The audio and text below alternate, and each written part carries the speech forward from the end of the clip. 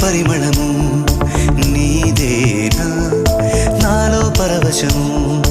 నిజమేనా బొండు మల్లి పువ్వు కన్నా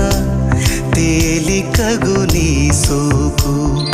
రెండు కళ్ళు మూసుకున్నా లాగు మరి నీ వైపు సొగసును చూసి పాడగాయలా